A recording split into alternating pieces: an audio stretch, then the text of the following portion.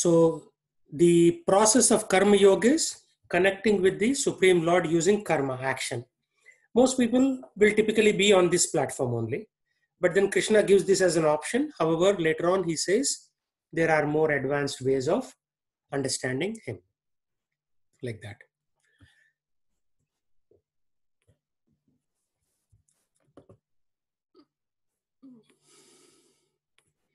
Let's go. Actually, we can quickly go to the front, from the beginning, because some of you may have missed it. Okay, so let's read the shloka. Arjuna uvacha yayasi chet karmanaste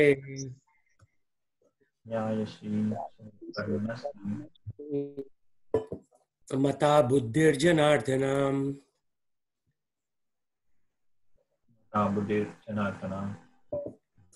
tat kim karmani gore mam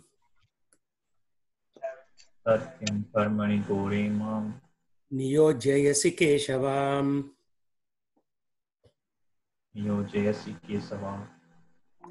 Arjuna said, "Oh Arjuna, oh Keshava, why do you want to engage me in this ghastly warfare if you think that intelligence is better than fruitive work?"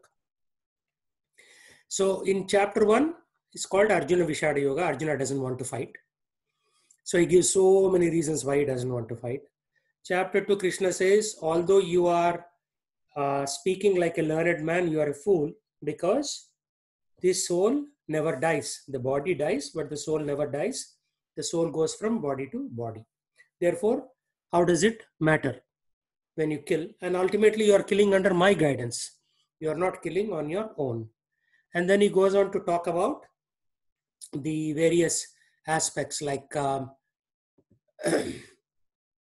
the senses, the mind, and various different aspects like the intelligence, the soul, and the super soul, like that. So he goes on to discuss a lot more in chapter 2 of the Bhagavad Gita. Then he says the senses are always trying to run, and the mind is what should be engaged in pulling the senses back into control.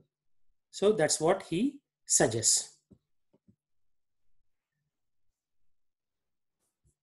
So I'm trying to pull a graphic which talks about the hierarchy of the senses and mind.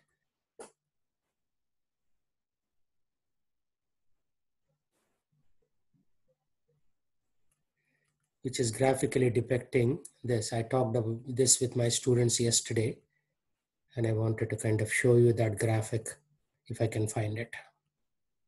Sometimes I cannot find my own things because I have way too many PowerPoints on my laptop.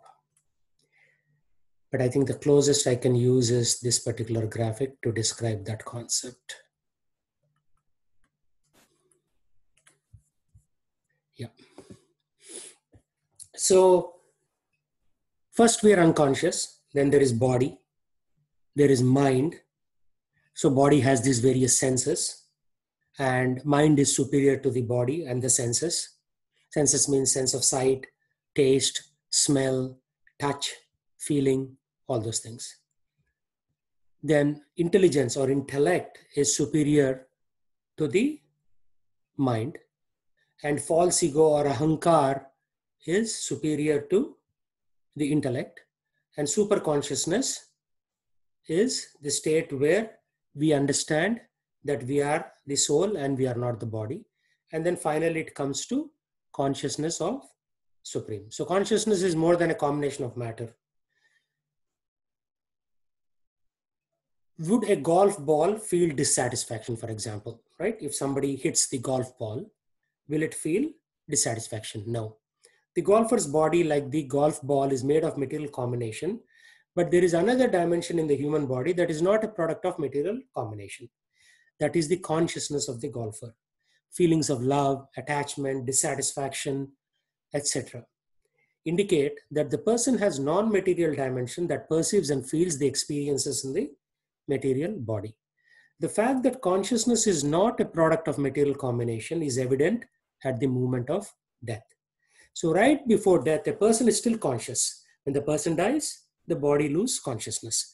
At death, it becomes evident that consciousness is not merely a combination of matter, because the same material body is still present, but it is lacking consciousness.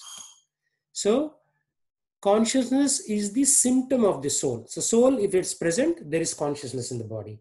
If the soul is not present, the consciousness is not there. There is one other state called unconsciousness, where the soul is present, but the person is not fully conscious. He's been knocked out due to whatever reason, right? Like an accident or somebody hit on their head. Soul is still there, but the person is not conscious. So that is unconsciousness. Super consciousness means where you understand what the nature of the soul is, that there is something higher that we need to do. So that is the sense of super consciousness. And higher than that is the consciousness of the supreme, consciousness of the Supreme Lord specifically. In super consciousness, you're also conscious of the surroundings around you and the nature of relationship between us and the nature. So each one of us has 4 universal imperfections.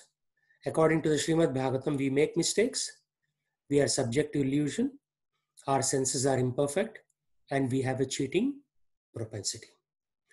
So because our senses are imperfect, we make mistakes. And because we make mistakes, we try to cover them up. So we have a cheating propensity. And because we have a cheating propensity, we fall into illusion. So therefore, whatever we see is not really true.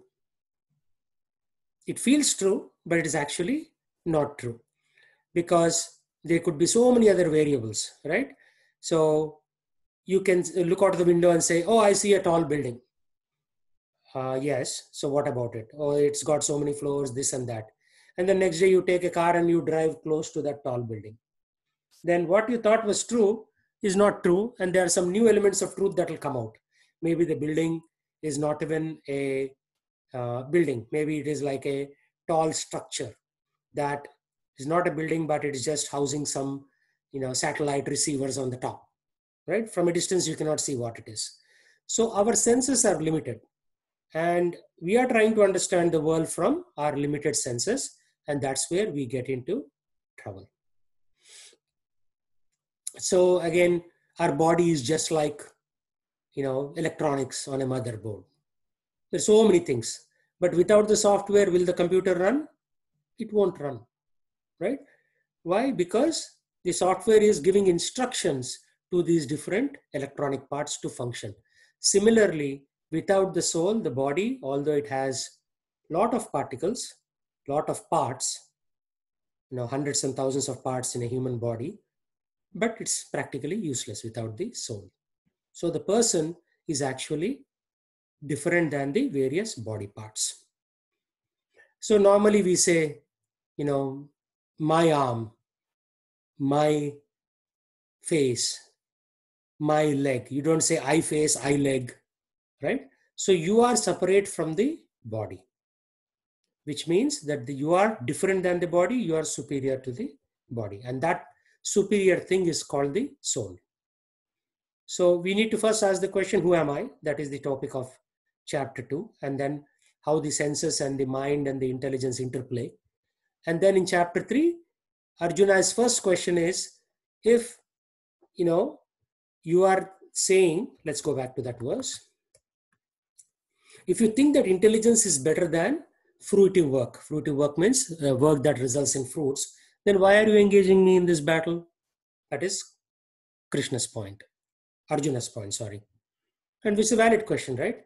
If you say, oh, anyhow, we are all souls, so then why are you asking me to fight?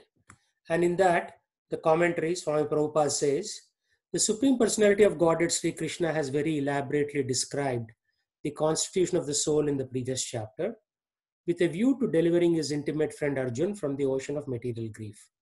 And the path of realization has been recommended, Buddhi Yoga. So there are various forms of yoga.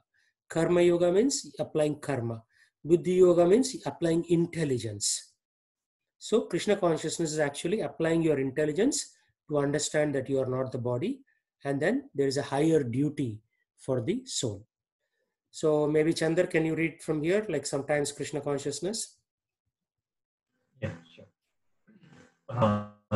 Sometimes Krishna consciousness is misunderstood to be inertia, and one with such a misunderstanding often withdraws to a secluded place to become fully Krishna conscious by chanting the holy name of Lord Krishna. But without being trained in the philosophy of Krishna consciousness, it is not advisable to chant the holy name of Krishna in a secluded place where one may acquire only cheap adoration from the innocent public. Arjuna also thought of Krishna consciousness or Buddhi Yoga or intelligence in spiritual advancement of knowledge as something like retirement from and the practice of penance and austerity at a secluded place. In other words, he wanted to avoid by using Krishna consciousness as an excuse. But as a sincere student, he placed the matter before his master and questioned Krishna as to his best course of action. In answer, Lord Krishna elaborately explained Karma Yoga or working Krishna consciousness. In this third chapter, yeah. In this page. So normally what people think, the moment you show some interest in spirituality, your parents, your spouses, your kids are all worried. They'll say, oh, now you're going to take sannyas and run away from everything. No, that's exactly what Arjuna wanted to do, to run away from the battlefield, saying that I don't want to kill my relatives. But Krishna is saying, no, you have to perform activity which is pleasing to me. Again, performing activity like opening a bar and getting everybody drunk, or opening a slaughterhouse and killing animals, that is not called duty. Duty means, again, it has to be what is pleasing to Krishna. So by performing duty pleasing to Krishna, you can continue to work. It is not like you're running away, retirement from active life, and going to a secluded place. Like, like people say that, yeah, I want to, go to a secluded place, like running off to some jungle or something like that. No, that's not what the injunction is at all. Arjuna wanted to skillfully avoid fighting by using Krishna consciousness as an excuse. But as a sincere student, he placed this matter before his master. And then the Guru, Krishna, Adi Guru, is explaining what we need to do. So let's go on to the next verse. Vyamisreneva Vakyena Buddhim Mohaya Sivame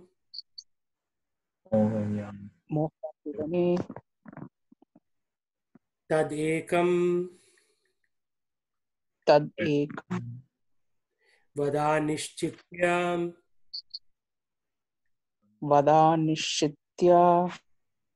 Yena Shreyo Aham Apnuyam. Shreya means welfare. So tell me what is good for my welfare, Arjuna is saying. Right? My intelligence is bewildered. Bewildered is a sophisticated word for confusion. By your equivocal instructions. Equivocal means confusing instructions. Unequivocal means no confusing instructions. Therefore, please tell me decisively which will be most beneficial for me. Mohayasi. Moha means a lot of confusion, being under illusion. So that's also called bewildering. Okay, so Vikash, can you read this? Sure, bro. In this previous chapter, as a prelude to Bhagavad Gita, many different paths were explained, such as Sankhya Yoga, Buddhi Yoga, control of the senses by intelligence, work without fruitive desire, and the position of the neophyte. This was all presented unsystematically. A more organized outline of the path would be necessary for action and understanding. Arjuna therefore wanted to clear up these apparently confusing matters so that any common man could accept them without misinterpretation. Although Krishna had no intention of confusing Arjuna by any jugglery of words, Arjuna could not follow the process of Krishna consciousness either by inertia or by active service. In other words, by his questions, he is clearing the path of Krishna consciousness for all students who seriously want to understand the mystery of the Bhagavad Gita.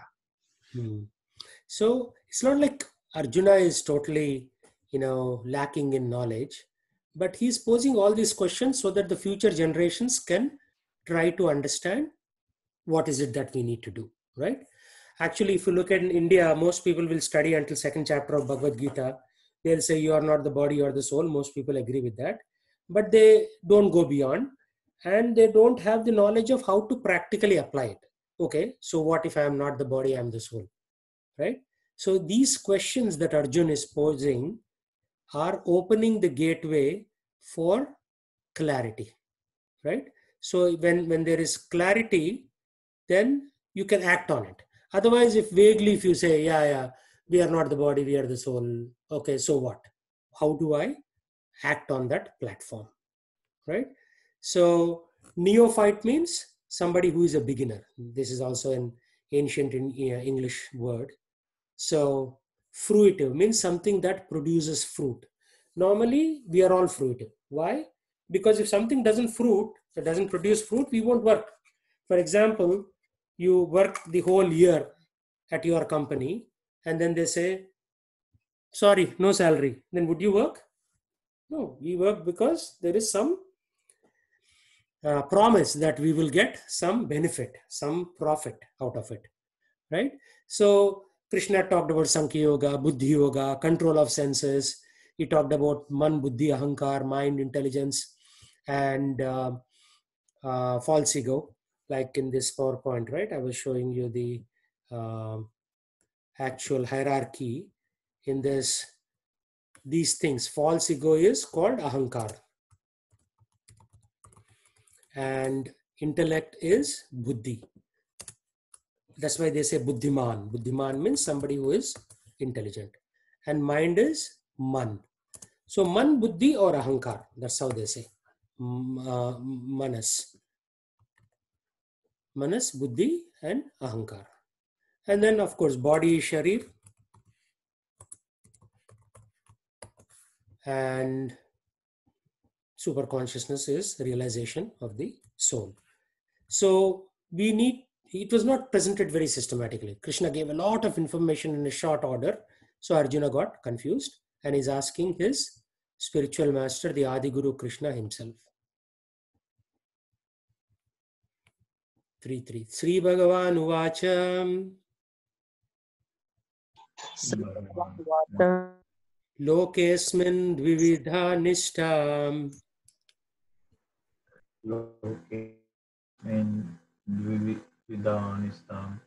Pura Prokta Mayanagam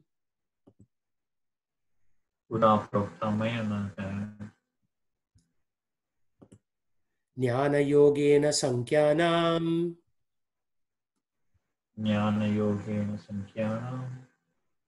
Karma Yogena Yoginam. So Jnana Yoga is equivalent to Sankhya Yoga, where everything is enumerated systematically. How do you enumerate them systematically? I have a slide for that also. Let me show you that.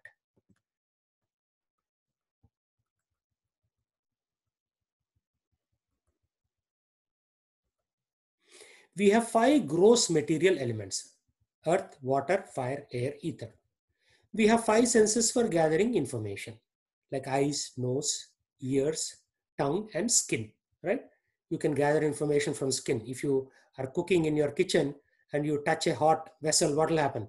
It will tell you, dear sir, I'm hot, don't touch me, right? So, or if you suddenly raise your eyebrows and you see a spider crawling in front of you, you'll do something about it, right? Because your eyes said that there is a spider right in front of you. So these are called sense gathering. Just like the robot has various senses, sight, smell. Your robots can also smell, by the way, hearing, and then it's passed on to the controller processor. All these senses are merely information gatherers. They don't have any other function. The real function is happening in the intelligence, and the mind is also like a random access memory. It is just doing a template, right? If you see a situation and mind is scanning the complete database to see, have I seen this situation before? And if yes, it will do a mapping, pattern recognition. And if it sees like 35% match or 95% match, it'll say, maybe I don't know this situation fully, or this is very similar to that situation that I saw 6 years ago, right? So this pattern matching happening in the mind. But intelligence is the real decision maker. And then you have 5 objects of information gathering. So for eyes, anything that you see is an object. For example, you're looking at a laptop, so laptop becomes object, and your eye is just gathering information about that laptop. Then you have 5 working senses. These are, without this, you will not be alive, like mouth, hands, legs, those are 3. Then genitals and anus. Without that, you cannot, release the food that you have eaten yesterday, and then, which is necessary, right? If there is input, there's got to be output. So those are the 5 working senses. Then you have man, buddhi, ahankar, mind, intelligence, and false ego. So why is this ahankar called false ego? Ego is required actually. Without ego, you cannot be alive. But false ego means you are coming up with false conclusions. Maybe I'm not the soul, I'm the body. I will do everything on my bodily platform, right? So that is why these 3 things come together. Then you have pradhan, the unmanifest stage of matter. If you put all these things together, these are called Sankhya Yoga. Sankhya means counting. So you're counting things. Okay, 5 gross, 5 senses, 5 objects, 5 working senses. You are doing numerical enumeration. So they become the 24 areas of study. And then this is a little bit of deep dive into what intelligence is, what false ego is, and what the unmanifest stage is. So intelligence is a discriminator. Discriminator means it discriminates between white and black, right and wrong, hot and cold, right? It differentiates the information acquired by the senses. So senses are simply sensors. Like for robots, we call them sensors. And for humans, we call them senses. And then you take those attributes and say, is this good? Is this bad? So it's a discriminator. Mind doesn't discriminate. Intelligence discriminates. And then the false ego identifies the self with matter. So they say, false ego says, oh, I'm also material, so let me enjoy matter as much as possible.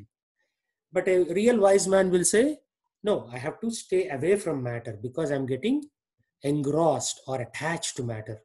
And when you are attached with matter and you die in that consciousness, again, you'll take birth in matter. But if you are totally detached from matter at the time of death and attached to Krishna or God, then you will go to the spiritual world. If you are attached at the time of death to your departed forefathers, then you will go to Pitriloka, forefather Loka. There is something called Pitriloka between Bhuloka and Bhuvarloka. So there is Bhuloka, above us is Bhuvarloka, then there is Swargaloka, the heaven. And Christians and Muslims only worry about heaven. They don't have knowledge beyond that. And after that, there is Tapaloka, Janaloka, Maharloka, and finally Satyaloka. Satyaloka is where Brahmaji lives. Like that. So there is a lot of knowledge which is not available unless we do a deep dive into scriptures. Otherwise, what will, if you open the newspaper or if you do a Google search, what you'll get is just very superficial knowledge, right? The most that Western scientists have found out is just the fact that there is solar system, and beyond that there are a whole bunch of stars in the Milky Way and some very far-fetched notions about the universe. But if you get into Bhugola Varnanam by Yatiraja, who is a disciple of Madhvacharya, And then if you go into Srimad Bhagavatam, there is a lot more described about the universe. And we'll get into all that slowly. So that is Jnana Yogena Sankhyanam. Then Karma Yogena Yoginam. Means, then what is Karma Yoga? I will link the process of devotion. So even in karma, there is certain amount of devotion or bhakti. So Karma Yogena Yoginam. So all the yogis will follow that type of Karma Yoga. So Supreme Personality of Godhead. Again, this is a very interesting term that Swami Prabhupada translates. He says God is a person. And Godhead. Godhead means it is not just that God only comes in one shape or form. He comes periodically in avatars. Right? Avatarena Sankhena. There are unlimited number of avatars. Right now in India, 3 people are fighting. They're saying, I am Kalki Avatar. And one person is saying the other 2 are bogus. I am the real one. None of the 3 are correct. Because unless their name is mentioned in Srimad Bhagavatam as an avatar, they are not really avatars. And again, there are some characteristics. Like when Krishna came down, he lifted the Govardhan hill. So how many of the modern avatars can lift the Govardhan hill? How many can kill Putana, for example, a dangerous witch like that? So most of the people who claim to be God or something, they are wrong because their name is not really mentioned in the scriptures. They are just under some kind of illusion that suddenly I have become God or something like that. But that is not correct. Just because I say that I have become God doesn't mean that I have become God. So we have to be very careful. So the Supreme Personality of Godhead is saying, O sinless Arjun, I have already explained that there are 2 classes of men. Some are inclined to understand by empirical philosophical speculation. These are called Gyanis. They go by philosophy. Right? And there are dime a dozen. There are hundreds and thousands of philosophers, each coming up with their own theory. And others by devotional service. Means they serve the Lord, and through service they are receiving knowledge, because Lord is already present in your heart in form of Paramatma. Now he is giving signals, but you are not picking up on those signals. So by seva or devotional service, you can understand what the Supreme Lord is trying to tell you. And if he doesn't tell you internally, then the Guru, the bona fide Guru, tells externally. And again, who is a Guru? Yesterday, one of my students was saying, okay, she said, oh, I know that there is one Guru in Dallas. His name is Mukundananda. Is he bona fide? Then I said, okay, let's go to Bhagavad Gita as it is and see the parampara. If he's in the parampara, then I'll accept. But otherwise, I won't accept. And then we found out that his name is not there in the parampara. So how do we know? Krishna himself says, again, I'm going very fast. If you don't catch me, slow me down. So Krishna himself says, I'll come to that verse.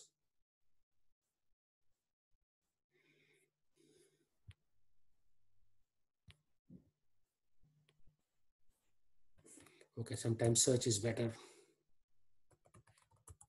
Yeah, evam parampara praptam imam rajarshayo viduhu sakale neha mahata yogo nashtaha parantapa. So this knowledge can only be received through parampara, he says. And this knowledge is very important. It is rajarshayo. Raja Rishi means saintly kings. Rajas who behave like rishis. Now, do we have Rajas who behave like rishis? Now, Rajas want only to just get re-elected and use their position to get some benefit for them and their families. Right? Sakale neha mahata. Kala means time. Neha means passage of time. What happened? Yogo nashtaha. This process of yoga became destroyed. So, what is yoga? Connecting soul to super soul is yoga. Yog, or the Greek word yoke, means to connect. Let's go to internet and find out what the meaning of yoke is. Yoke. A wooden crosspiece that is fastened over neck of two animals and attached to a plow. The crossbar at head of a rudder whose ropes end are fastened. So yoke means to connect. And this comes from the Sanskrit word yog, Y-O-G, yog. So this process of yog was nashtaha, means destroyed. So when this was destroyed, what did the Lord do? He came back again and he gave this knowledge of yoga. And he also says, not everybody will understand this knowledge. He says, Bhakto asi me sakha cheti rahasyam hi etad uttamam. This is a secret, rahasyam. So he says many things here. He says this is a secret, and sakaleneha, over a period of time, this yoga became nashtaha or destroyed, and this knowledge is for Raja Rishis. So if this is for Raja Rishis, how are we to glance it? How are we to glean it or understand it? That's only because of mercy of the Acharyas, the Vaishnava Acharyas, and in the Parampara. So let's look at what this Parampara is. So this is the Parampara. Krishna, Lord Krishna gives this knowledge to his son Brahma. Hey, how did Brahma become Lord Krishna's son? Anybody can answer that question? Brahma came from Lord Krishna. How?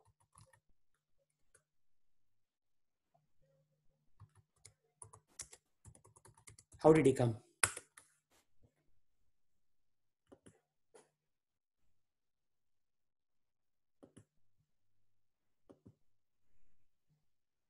Some other crazy things are coming. But if you say Vishnu, right? So Vishnu, the Garbhodakshaya Vishnu, lies in the Kshira Sagar. So right now I'm seeing all the pictures of standing Vishnu. But there is one Vishnu. There are three Vishnus actually. One of them is called Garbhodakasai.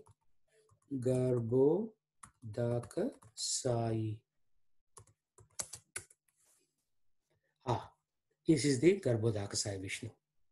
So this Garbhodakasai Vishnu is lying down on the Kshira Sagara. And from his navel, Nabhi, there is this little strand that's coming out. And on top of the strand is a lotus flower in which Brahma is born. So Lord Vishnu doesn't say, hey Lakshmi Devi, let's come together to produce one child. No, he has got his Kriya Shakti. Through his Kriya Shakti, he just has to think and his son is born, Brahma. So that's why Brahma is called Manasa Putra. Means he comes from the mind of the Supreme Lord. He doesn't have to, he doesn't need a wife to produce a baby. Here is a different picture of the Garbhodakshaya Vishnu. And Garbhodakshaya Vishnu is an element of Goloka Krishna. There are two Krishnas. There is one is Goloka Krishna in the spiritual world, and there is a second one is Gokula Krishna, who is there in the Vrindavan near Uttar Pradesh, in Uttar Pradesh near Delhi, right? So this is how we have to understand. So here is one other picture. All the Devatas, all the other avatars are there around, but primarily Brahma, for our universe, is the material engineer, and Krishna is the spiritual engineer. So Krishna doesn't have any duty to do, right? He's always playing on his flute, enjoying. Like one German came to India and he said, I went to all the temples. Every deity was doing something. Like Durga was taking a trident and punishing Mahishasura. Shiva was doing Tandava Nritya. Everybody is doing something. Only Krishna wasn't doing anything. He was just merely playing his flute and enjoying. Therefore, he must be God. Why? Because God by definition should not have a job. You and I should have a job, but by definition, God should be free from all that. He should just think and things should happen like that. So Brahma is the Manasa Putra of Krishna, but Brahma is not Vishnu Tattva. He is Jiva Tattva. He's like you and me, but a lot more powerful. He's powerful because he is a devotee of the Lord. So anybody who is a devotee, a bhakta of the Lord, automatically becomes very, very powerful. Like Swami Prabhupada came and established 108 temples. Now the temple strength has gone to 700. People like me are initiated in that parampara. And even without a salary, we are too eager to sing the glories of the Lord, right? So nobody's paying me to have a Bhagavad Gita class, but I'm enjoying giving a Bhagavad Gita class, right? So Brahma is a Jiva Tattva like us, but very powerful. His son is Narada. So Brahma had first 4 sons. They are called Kumaras. Sanat Kumara, Sanandana Kumara, right? Do you remember the story where Hiranyakashipu and Hiranyaksha come down? Anybody can tell me what that story is? Jaya Vijaya. Yeah. The doorkeepers of Vaikuntham. All the Sanakadipas, they wanted to have darshan of Mahavishnu. This doorkeeper stopped them. And then, even though they are the doorkeepers of the Bhagavan himself, they cannot stop a bhakta from visiting the Bhagavan. Very good. Very good. Yeah, here are Jaya and Vijaya. By the way, everything is there. There are enough people have done enough research on these topics. Practically whatever we are speaking is already there on the internet. But the question is of faith, right? A lot of people think that this is fairy tale. No, it is history. Like 200 years later, if I say Chandar is a fairy tale, will people like it? Your grandsons will beat them up. They'll say, no, Chandar existed at one point, right? So here is Jaya and here is Vijaya. And these 4 Kumaras, Sanat Kumara, Sanandana, Sanaka, and Sanat Kumara, these 4 people tried to enter, but they were not allowed. And they cursed to become Hiranyakashipu and Hiranyaksha. So Brahma had these 4 kids, but none of them wanted to marry. They said, Brahma said, Are Baba, go create some population. He said, no, we will do self-realization. We will stay brahmacharis. Then he produced Narada. Narada said, sorry, daddy, I cannot. And I am also a brahmachari, Ajanma brahmachari.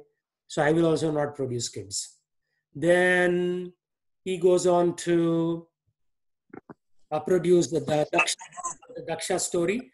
Daksha, his daughter is Sati. Sati, don't marry Shiva. Shiva is always wandering around in graveyards, but she doesn't listen. She marries.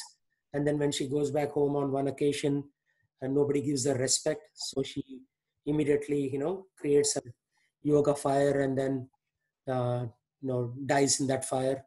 Then Shiva becomes very mad that his wife has been insulted, and he comes and cuts off Daksha's head, and then puts a goat head.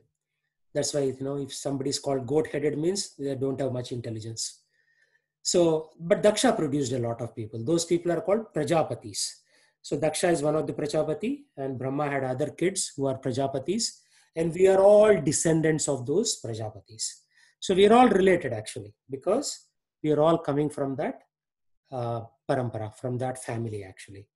So if somebody says you came from a monkey, you should basically slap them. Because you say, no, I didn't come from a monkey, I came from Krishna. Krishna's son is Brahma, and Brahma's son is from the Prajapatis, and from the Prajapatis we came. So they may have come from monkey, but we never came from monkey. We came from Krishna. So our eternal father is Krishna. That's how you should explain to them. Otherwise they'll give some. What happened was when Charles Darwin wrote this theory on origin of species, he said this is just a theory and there are many missing links. And later on Mendel's and all these geneticists came about and they produced some genetic theory. Then some people put together Darwin's theory plus Mendel's theory and they said we all came from monkeys, but that's not correct actually. And that is being taught to our kids, because I know I looked at my daughter's genetics homework and I looked at my son's homework. They all are teaching that we came from monkeys. But no, we came from Krishna. Krishna is our father. I mean, father means grand to the power of infinity father. Because our fathers, if you keep on going, our original father is Krishna. So, and then Narada gave this knowledge to Vyasa. Vyasa wrote this, 4 Vedas, 18 Puranas, Ashtadasha Purana, and then 108 Upanishads, and so many things. He even wrote the Ayurveda. Ayurveda is also one type of Veda. Veda means knowledge. Then this knowledge came to Madhava Muni. And then at some point it came to Madhvacharya. And then it kept on going like that. It came to Madhavendra Puri, Ishvara Puri, then came to Lord Chaitanya. 500 years ago, India was under the grip of Muslim rule, and Lord Chaitanya and Ramananda Rai discussed on the banks of Godavari in a town called Rajamandri. And then they discussed what is the highest mantra that is required for the Kali Yuga. And they came to the conclusion that the Hare Krishna mantra is the highest mantra. There are so many mantras. Om Namo Narayanaya, Om Namo Bhagavate Vasudevaya, just like Om itself. But they concluded that the best mantra is the Hare Krishna mantra. And then his disciples were Rupa Goswami and Sanatan Goswami. And then it came to Jiva Goswami, Raghunath Das Goswami. Then it came to Swami Prabhupada's guru, Bhaktisiddhanta Saraswati. So I told that lady last night, you say Mukundananda is in the parampara. Where? He's not there in the list. Therefore, you cannot learn from him. Actually, they didn't come from parampara. So Mukundananda had a guru. He gave some knowledge and they started their own parampara without recourse to the scriptures, right?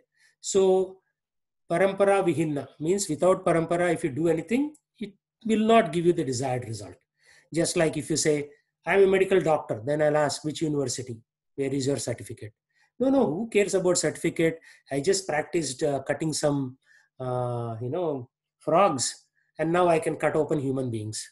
Then you will say, this fellow is a quack, throw him in prison, right? Similarly, if somebody is not connected to the parampara, their knowledge is incomplete. They may have some knowledge. I mean, I'm not saying they don't have the knowledge, but unless they come in the parampara, the knowledge is incomplete. So I am in the parampara. That's why I'm able to speak so authoritatively, because I know what each one of these gentlemen have written about Krishna. And there are books. Narottam Das Thakur's books are there. Vishwanath Chakravarti Thakur books are there. All their songs are there on a website called kksongs.org. Hundreds and hundreds of Vaishnava songs. Right? So you can get to a song lyric.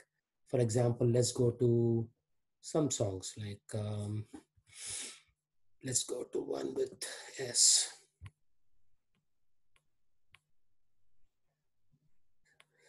This is called the Guru Ashtakam. This was written by Vishwanath Chakravarti Thakur. Again, a lot of people have worked very hard to compile all this. All this knowledge was lost under the British rule, but some people very carefully preserved this knowledge. And Muslims also destroyed a lot, but some of these are still preserved. So, for example, here, how do you pray to a guru? Samsara dava nalalida loka pranaya karunya gana ganatvam praptasya kalyana gunarnavasya Vande Guru Shri Charanaravindam. Shri Charanaravindam means on the feet of a spiritual master. So the spiritual master is receiving the benediction from Ocean of Mercy. So the Kripa Sindhu is Krishna and the spiritual master is receiving the benediction. Benediction is an old English for blessing. Just as a cloud pours water on a forest fire to extinguish it, so the spiritual master delivers the materially afflicted world by extinguishing the blazing fire of material existence. I offer my respectful obeisances unto the lotus feet of such a spiritual master who is an ocean of auspicious qualities. Auspicious means Shubha. Inauspicious means Ashubha. Like one Western girl was trying to understand the meaning. She said she doesn't get the term auspicious because it's not there in their English. Because there is no Shubha in Western culture. There is only working like a donkey, eating, drinking, and being merry. That's it. There is no concept of Shubh and Ashubh in Western culture. So what are we doing here? Spiritual master delivers from the blazing fire of material existence. So our existence on this planet is like a blazing fire. If it is not Corona, it will be Barona. If it is not line 11, it will be 1011. There will always be some nonsense going on in this material world. Right? So how do we get out? By taking shelter of the lotus feet. Charanaravindam. Charan means feet. Charanaravindam. And then what does the Guru do? Chanting the holy name like the Hare Krishna mantra. Dancing in ecstasy, singing and playing musical instruments. Spiritual master is always gladdened by the Sankirtan movement of Lord Chaitanya Mahaprabhu. So Chaitanya Mahaprabhu movement is called Sankirtan. Means chanting the holy name together. Right? So let's, I'll show you some images of Chaitanya Mahaprabhu.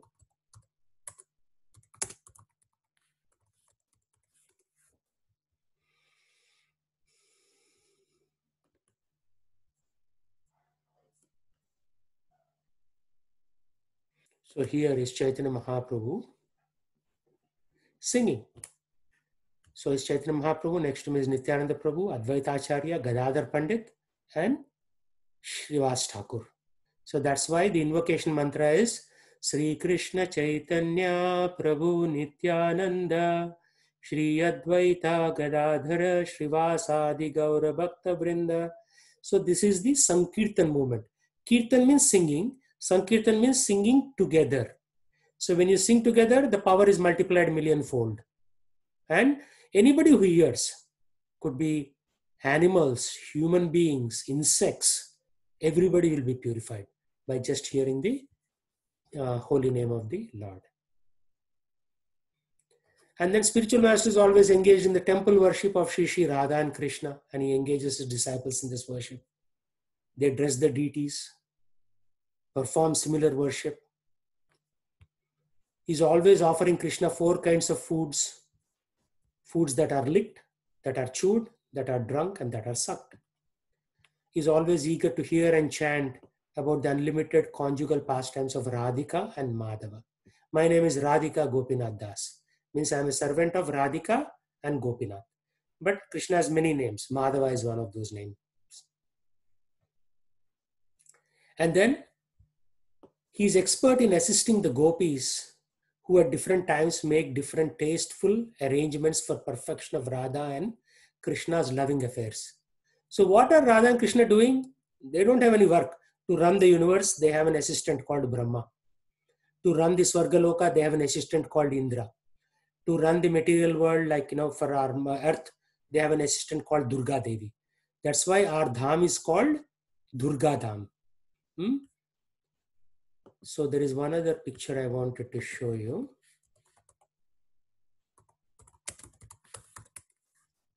So this was put together by my godbrother from ISKCON Salem. Godbrother means somebody who is taken Diksha from the same spiritual master. So you see this bottom circle, this is our Brahmanda. That's called Devi Dham. And above that, there is Mahesh Dham. So Shiva is at the border of material world and spiritual world. Above that, that is called Haridham. Means all the Vaikuntha planets. Above that is Goloka Dham, where Lord Krishna resides. So there is a verse in Brahma Samhita, which is an ancient text. So that ancient text talks about the Goloka Dham. So let me see if I have a presentation around that. I have all kinds of presentations.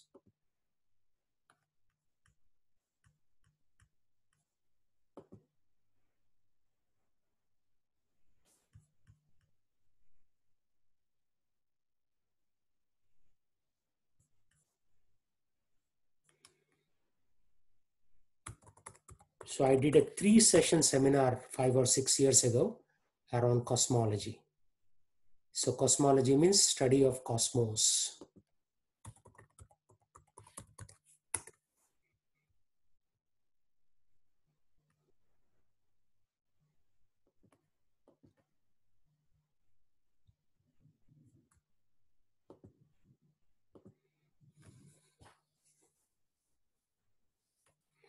So normally, we have different description of cosmos. So this is from the Hindu thing. There is Lavana Samudra, Plaksha Dvipa, Iksha Samudra, Salmala Dvipa, ityadi. Then there is ancient Middle Eastern cosmology, where Earth is like, concentric rings, 7 Earths are there. Then there are first heaven, second heaven, and then there are different planets like Mercury, Venus, and then finally throne of God is there on the top. So the Muslims call it Khuda-e Arsh. Arsh means throne, and Khuda is sitting on the throne. Then there is Mayan. This is from South America. There are some underworlds. There is the middle world, Chumu Ukhab, that is our world, and then Muhukab, that is the upper world. So this is from the Mayan cosmology. So if you look at some of these pyramids in South America also has pyramids just like Egypt. You have these various layers. And the Old Testament, which is what the Jews follow, and the New Testament is what the Christians follow. They talk of earth, and then there is Sheol at the bottom, realm of the dead, where all the bad souls are put there for punishment, and the good souls are sent for to the heaven, according to them. But then they say it is forever. So if you are bad, that's it. You are cast into hell forever.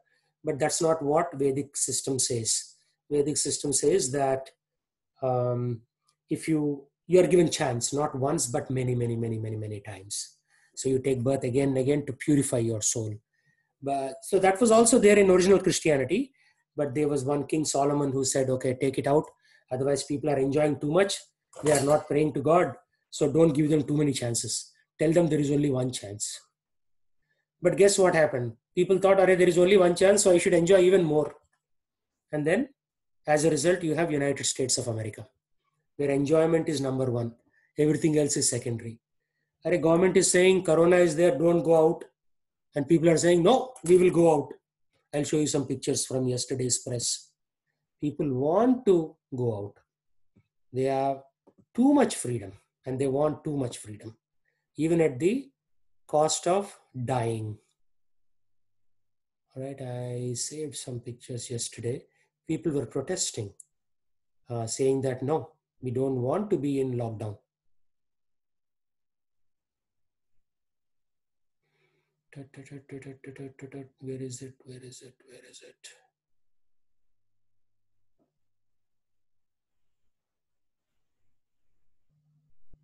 There it is.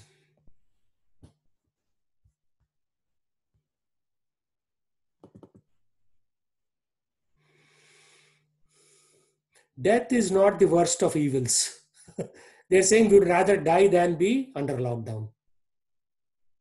This is our country, sir, United States of America. People violated the shelter at home injunction, and they came out in the open. Where was this? I'm sorry, this is Austin, Texas. But there were similar protests in San Francisco. There were similar protests in the East Coast, Northeast also. This is in Austin. It is neighboring to where are you? You are in Dallas, right? No, you are in Alabama. No, I'm in Philadelphia, I think. Okay, so Chandar is in Seattle, and who is in Montgomery? Vikash is in Montgomery. Yeah, Vikash. So Vikash, it's very close to you. In Texas, it's happening. People are saying, no, it's better to die than be held down at home. That's foolishness, right? I mean, human life is very rare. You don't want to just die like that. And then this was, I think this was in SFO, San Francisco. No, this is Texas. Sorry, I misspoke. That is in San Francisco. This is in Austin. They're saying keep Texas free from tyranny. Some are wearing masks, some are not even wearing masks. And now who knows, this girl here on the lower left can catch corona from that neighboring person. Yeah, it looks like most of them were not wearing masks. Oh, most of them are not. So whereas if you look at any picture in China, I'll show you some pictures from China. They are like totally protected, totally protected. This is Wuhan airport. Look at that. How nicely they're dressed. because they know how dangerous it is, right? This is in Spain. Only we are somehow too smart.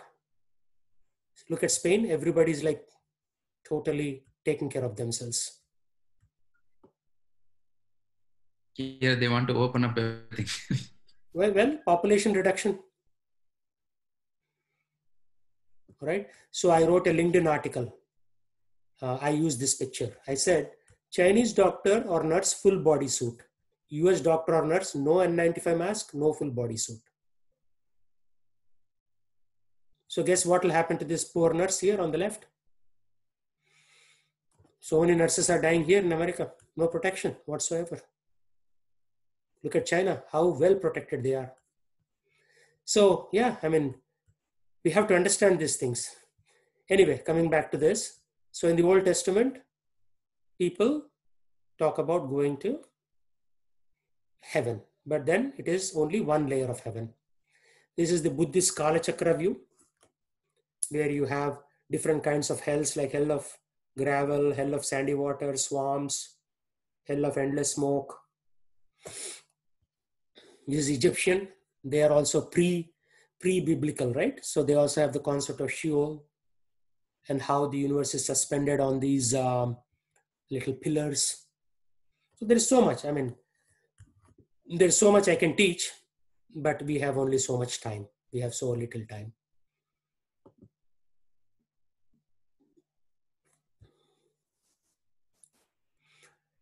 So spiritual master is to be honored as much as the Supreme Lord because he is the most confidential servant of the Lord, servitor. By the mercy of the spiritual master, one receives benediction of Krishna. Without grace of the spiritual master, one cannot make any advancement. One, with great care and attention, loudly recites this beautiful prayer to spiritual master during Brahma Muhurta, which is between 4:30 and 5:30 a.m., obtains direct service to Krishna, the Lord of Vrindavan, at the time of death. So death is a junction because death will result in the next body. So if you take care of your death properly, the moment of death by thinking of Krishna, then you won't even take birth again. So Prabhupada said, life is a preparation, death is an examination. At the time of death, everything that you did in this life will be put to test. Whether the death is through corona or car accident or heart attack or whatever the case might be. So there is this joke. So once there was an airplane. So in the plane, the pilot announced, we are losing altitude. There seems to be some problem in the engine. So everybody else was like very anxiety and crying and crying. So one person started chanting Hare Krishna. And he started chanting loudly. And other people said, why are you chanting? You should be worried. I said, I'm not worried. Because I'm chanting Hare Krishna. And then the person said, how come you're not worried? Well, he said, in the scriptures it is said that if you chant Hare Krishna, you'll go to the spiritual world. But I'm such a rascal that I have no chance of going to the spiritual world, which means this plane will not crash. It's a joke, but you hopefully get the idea. So if you chant Hare Krishna and die, you'll go to the spiritual world. But of course, it's not like only at the time of death you will chant and all through the life you'll be a nonsense. No. All of our life is a preparation and death is the examination. So with that, coming back to devotional service. So all of that I talked about was what is devotional service. It's seva to the Lord by chanting, primarily chanting of the Hare Krishna mantra. So when we chant the Hare Krishna mantra, we perform devotional service. And Krishna's point is, you can come to me, Krishna is saying, by both processes, empirical philosophical speculation and by devotional service. But this philosophical speculation, Jnani, to read all the Vedas and the Upanishad and the various literature, it will take 45-50 years. How are you going to read all that? First, you have to learn Sanskrit for 5 years. Then you have to learn advanced Sanskrit for 5 years on the pronunciation, on the proper usage. Then you have to go through Rig Veda, Yajur Veda, Sama Veda, Atharva Veda. Then Ashtadasha, 18 Puranas. Then 108 Upanishads. When do you have time to do anything? So for us in Kali Yuga, this Yuga, Seva, devotional service is the best, starting with Shravanam. Means hearing. What you are doing is called Shravanam. So this is what Prahlad Maharaj says to his demoniac classmates. Prahlad is a devotee, but is born to a demon, Hiranyakashipu. He says, Shravanam Kirtanam Vishnu Smaranam Archanam Vandanam Dasyam Sakyam Atmanivedanam. He is giving the step-by-step elevatory process. First is Shravanam. You have to hear about God, and then your remembrance of God will happen. Then Kirtanam, you chant God's names. Then Vishnu Smaranam, you will get complete remembrance of your connection with God in your heart. Just like these old Hindi movies they show, right? Boy meets girl, they fall in love, they get married. After the first child, the girl goes into amnesia. So what does the boy do? He will take the girl to all the places. He'll take the girl to Tank Bund in Hyderabad, where they first, were having some pani puri. And then he will take the girl to New York, whatever it's called, the Statue of Liberty, where they first had their burger. Then in this way, he will take the girl to everywhere, and slowly the girl's memory will start coming back. So that is what we are doing. When we chant the Hare Krishna mantra, our memory of Krishna is coming back. Krishna is already there in our heart, but we have forgotten him. So we have to revive. So Srila Prabhupada used the term revive. Means it's already there. You have to revive that understanding. So both processes Krishna approves. Philosophical speculation, Jnana Yoga, he approves. Bhakti Yoga, devotional service, he approves. But he says devotional service is easy. Right? Who is going to spend 40 years learning all the Vedas? And then starting speculation. Maybe God is like this. Maybe he is like this. In the meantime, we'll, kick the bucket. You know what kick the bucket means? Anybody heard this term? Nobody? Strange. Kick the bucket means die. Okay. So I see Jaya Krishna joined. Jaya Krishna, can you read the purport? Hello? Yeah. We can hear you. Yeah. Yes, sir. Yes. Can you read this on your screen? Yeah, let me pull up. Yeah. In the second chapter, verse 39, the Lord explained two kinds of procedures, namely Sankhya Yoga and Karma Yoga or Buddhi Yoga. In this verse, the Lord explains the same more clearly. Sankhya Yoga, or the analytical study of the nature of the spirit and the matter, is a subject matter for persons who are inclined to speculate and understand experimental knowledge and philosophy. The other class of men work in Krishnakshas, as it is explained in the 61st verse of the second chapter. The Lord has explained also in the 39th verse that by working by the principles of Buddhi Yoga or action, and furthermore, there is no flow of the process. Sorry, you skipped one line. The Buddhi same Yoga or Krishna consciousness, one can be relieved from the bonds. One can be relieved from the bonds of action. And furthermore, there is no flow in the process. The same principle is more clearly explained in the 61st verse.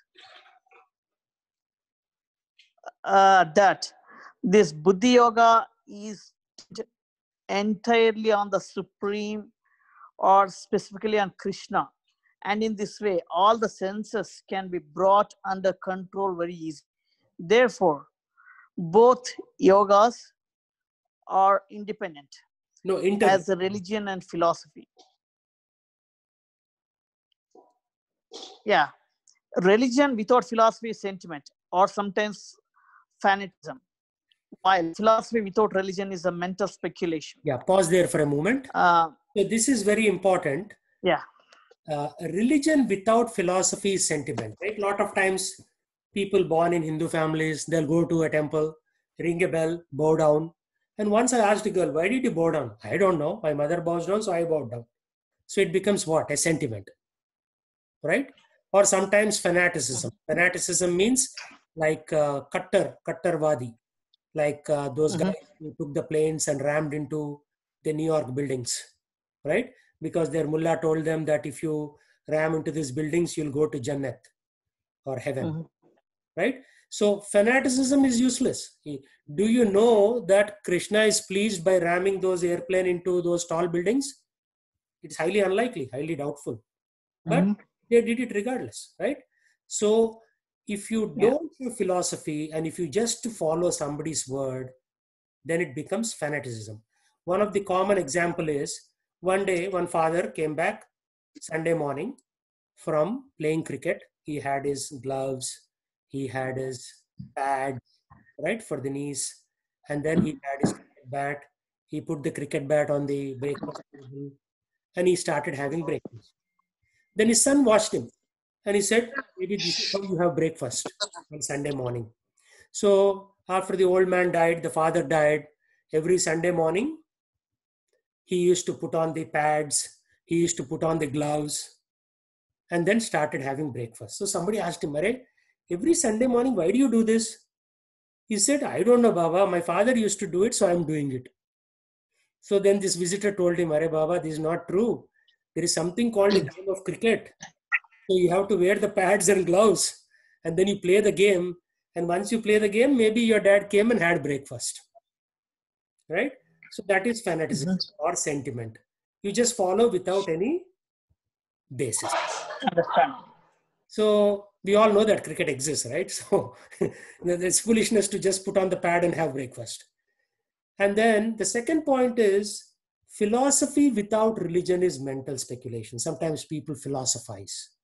They'll say, maybe the world is like this, maybe the world is like that, without any religious background. That is just speculation. It's useless. Both are equally dangerous. You need philosophy and you need religion. You need the philosophy of religion to understand what is the right way for us to leave this material world and get liberated. The whole goal of religion is what? Liberation. Like even if you look at some of these other pictures from other religions, what do they talk about? Of heaven. But of course, Christianity in the Old Testament only talks of the heaven called Swargaloka. They don't have concept of higher heaven, and they don't have concept of Vaikunta. Vaikunta means, Kunta means anxiety, Vaikunta means no anxiety. So our goal is to actually go to a place where we will not have anxiety. The world means every day we have anxiety. Okay, so I'll go back there. You can continue reading.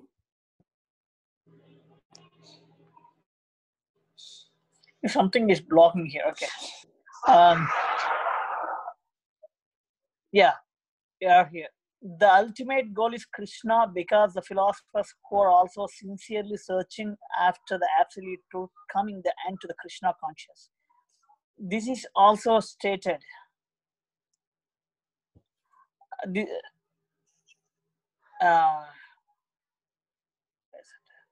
is also stated in the Bhagavad Gita. The whole process is to understand the real position of self in the relation to super self. The indirect process is philosophical speculation, by which gradually one may come to the point of Krishna consciousness, and the other by connecting everything with Krishna and Krishna consciousness. Of these two, the path of Krishna consciousness is better because it does not depend on the purifying the senses by philosophical process. Krishna consciousness is itself the purifying process, and by the direct method of devotional service, it is simultaneously easy and sublime. Yeah. Thank you for reading that. I know some of these words are not easy to pronounce. because this is all like, but you may.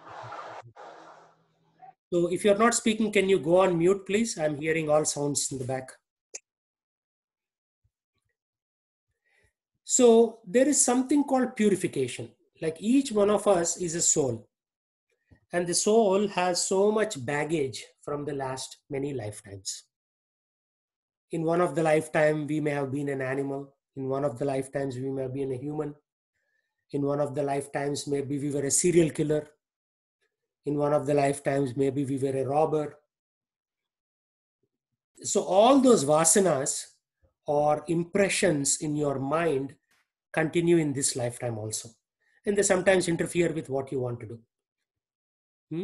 So your desire is to become an engineer, but your propensity is to become a doctor. And then you get confused. I want to do this, but I'm unable to do it. Why? Because your previous baggage that comes from life after life is following you. So what is that baggage? The baggage is that we love matter, right? My eyes, the senses want to look at something desirable, right? So a boy wants to see a girl wants to see a boy, a grown-up man wants to see maybe a Apple laptop or some expensive designer watch. So our senses are always after matter. So we have to purify these senses so that they stop attachment to matter and start attachment to Krishna. And it's not easy because this is not your first lifetime. This is not my first lifetime. We have been on this planet or in the neighboring planets for millions and millions of years, millions of lifetimes. So with great benefit, great mercy of the Lord, we somehow or the other, we came to this particular lifetime. And so there is a very beautiful verse I want to show you in a book, advanced book called Chaitanya Charitamrita. By the way, all the books are free of cost. They are on vedabase.io, Bhagavad Gita, Srimad Bhagavatam, Chaitanya Charitamrita, short book on Krishna, Science of Self-Realization.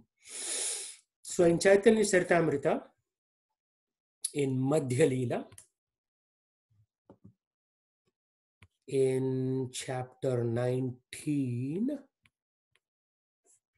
Lord Sri Chaitanya Mahaprabhu is instructing Rupa Goswami. Remember I talked about this sequence, our chain of command. The chain of command is Krishna is at the head of our family. We are all Krishna's family. After initiation, I came into Krishna's family. We are an Achyuta Gotra. You may all have different Gotras, but once you take Diksha in the Parampara, you come into Achyuta Gotra. So Krishna is the head of our family. His son Brahma, and he did not need a wife to produce Brahma. Brahma is a Manasa Putra. Just by thinking, Kriya Shakti, Brahma was produced. Brahma's son is Narada. And in this Parampara, we have Chaitanya Mahaprabhu, Lord Chaitanya. And Lord Chaitanya gave this knowledge to Rupa Goswami and Sanatana Goswami. By the way, this is not a linear scale, right? It's not like Krishna lived 100 years, Brahma lived 100 years, Narada. No, Krishna is eternal. Brahma lives for 333 trillion earthly years. He lives 100 celestial years. And there is a mathematics that I'll describe on one of the other classes that translates to 333 trillion earthly years. So this is not a linear scale. By the time you come to Kali Yuga, this is the linear scale here. So Gaur Kishore Das Babaji lived around 80 years. Bhaktisiddhanta Saraswati Thakur around 55 years. Swami Prabhupada lived around 80 years, like that. Right? So this is the discussion between Lord Sri Chaitanya Mahaprabhu to his disciple Rupa Goswami. And in that he says, he talks about the creeper of devotional service. So I need a volunteer to read this. Who wants to read? Venkatesh, can you read this? By the way, Venkatesh and Vikash can collaborate because both of you are in Alabama. Okay, good. I'm starting. According to their karma, all living entities are wandering throughout the entire universe. Some of them are being elevated to the upper planetary systems, and some are going down into the lower planetary systems. out of many millions of living entities, one who is very fortunate gets an opportunity to associate with a bona fide spiritual master. By the grace of Krishna, by the mercy of both Krishna and spiritual master, such a person receives the seed of the creeper of devotional service. Yeah.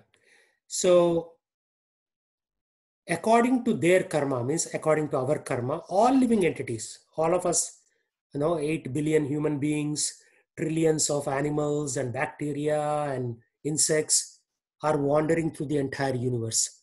Sometimes we are in this planet, sometimes we are in the neighboring planet, sometimes we are in the sun planet, sometimes in the moon planet, sometimes in Mercury, sometimes in Saptarishi Mandala, sometimes in Satyaloka, Maharloka. But out of many of the wandering living entities, one who is very fortunate gets an opportunity to associate with a bona fide spiritual master. Now, we are all very fortunate on this call. Why? We got the opportunity to associate with a bona fide spiritual master, Swami Prabhupada, who is giving us this knowledge, right? I don't think any one of you has had this knowledge before. I highly doubt it, because this stuff is not taught in schools or colleges in India or in America, anywhere. Right? So we are very fortunate because we have this opportunity to come together, associate and learn. And how is that fortune happening? By grace of Lord Krishna himself. So that's called kripa, kripa, kripa. So by the mercy of both Krishna and the spiritual master, such a person receives the seed of the creeper of devotional service. In Sanskrit, it is called Bhakti Lata Bij. Bij means seed, Lata means creeper, Bhakti means devotion. So, when we receive this seed, what do? We have to water the seed slowly, give it some fertilizer, and then the creeper will start growing. But if anybody has a home and they have, I'm sure all of us have homes, and you have a lawn in front of your home, and you try to water the lawn, what happens when you're trying to water the lawn?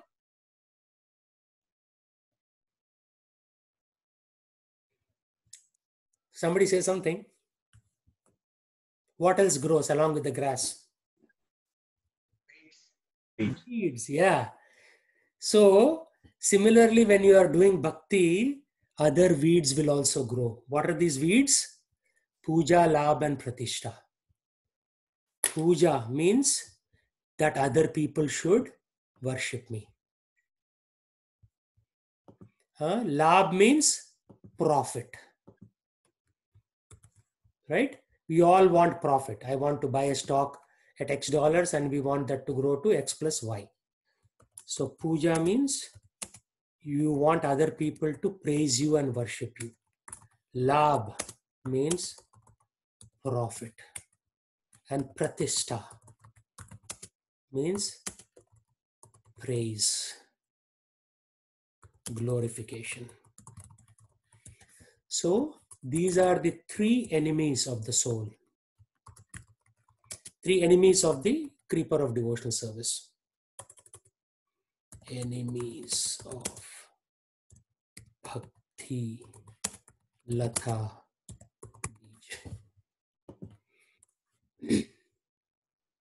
puja, labh and pratishtha. So, having received the seed of the creeper of the devotional service, we need to be extremely careful. Otherwise, we'll end up making mistakes. And we might even be kicked out of devotion. Right? So don't take it for granted.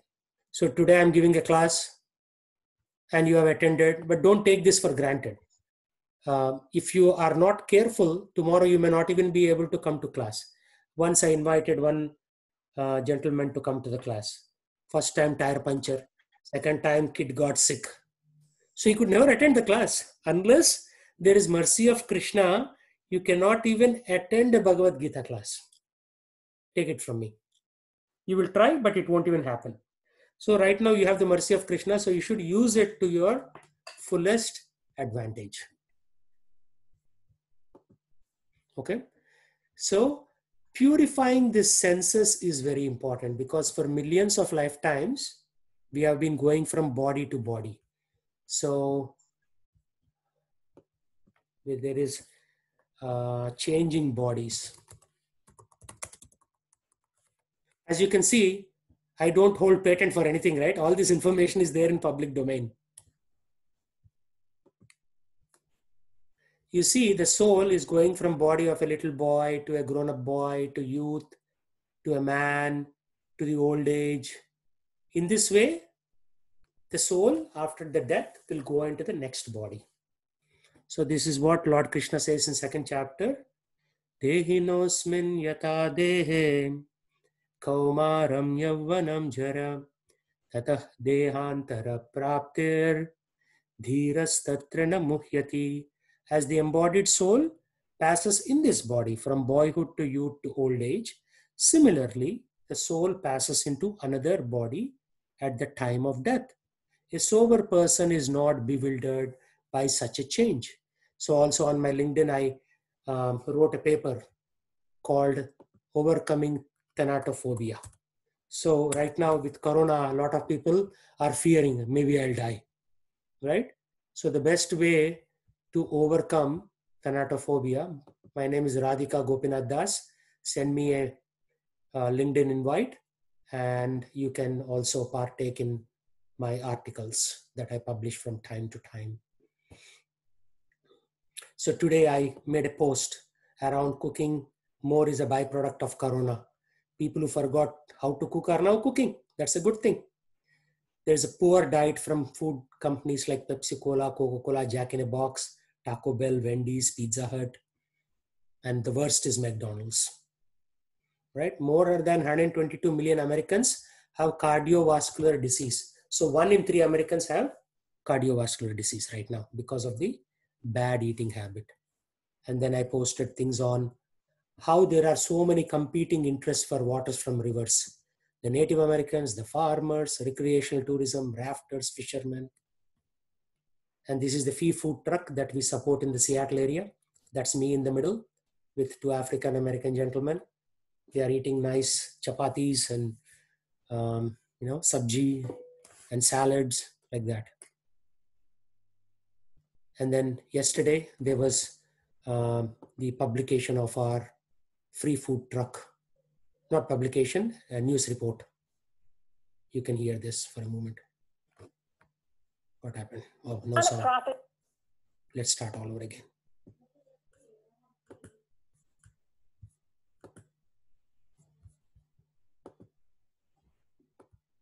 Sound keeps going. Non-profit organization serves meals out of this food truck. It's a vegetarian food truck, and it was parked at the University Heights Community Center in the U District today. Before the pandemic, the food truck served about 230 plates a week. It is now serving more than twice that amount. Manoj Rahaja is a volunteer. So it's been working out, we feel very satisfied and, we're very happy to serve the community. We're told that Northwest Share has been serving free meals from its truck for the last 2 years. All right, Chris Egan is coming up next in sport program to provide free food. Okay, and I'm a board of directors on Northwest Share as well. The Sammamish Institute of Technology and Advanced Sciences comes under Northwest Share, and I'm a professor of Vedic theology. So I teach Vedic theology. Theos means God. Theology means science of God. And then I have published other things also. What is a Tirtha? Tirtha is a place where Lord crosses over in his journey, and Dham is a place where the Lord resides. So Vrindavan Dham is a place where Lord Krishna resides, whereas the other Krishna temples are just Tirthas.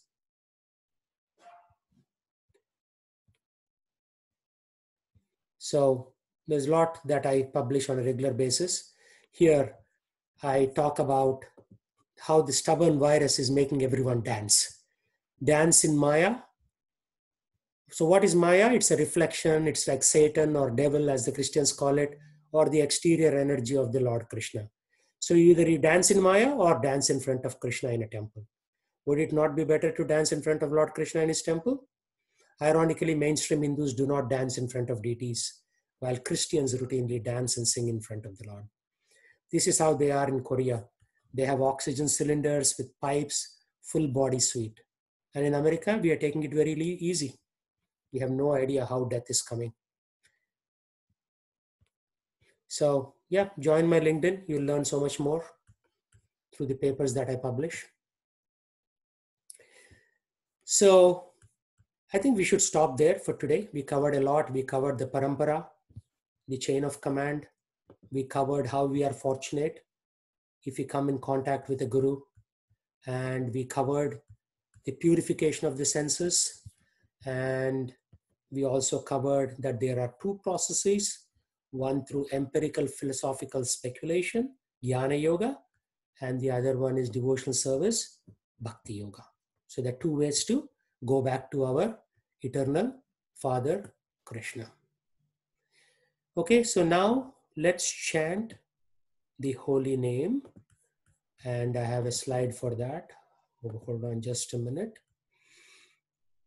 I also did a seminar on consciousness study.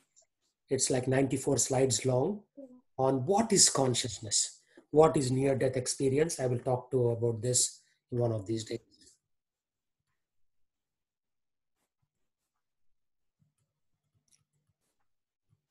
I've been doing this for like 15 years, so I have a slide deck on pretty much everything. Okay, so repeat after me. Jai Shri Krishna Chaitanya Prabhu Nityananda Shri Advaita Gadadhara Shrivasadi Gaura Bhakti Vrindam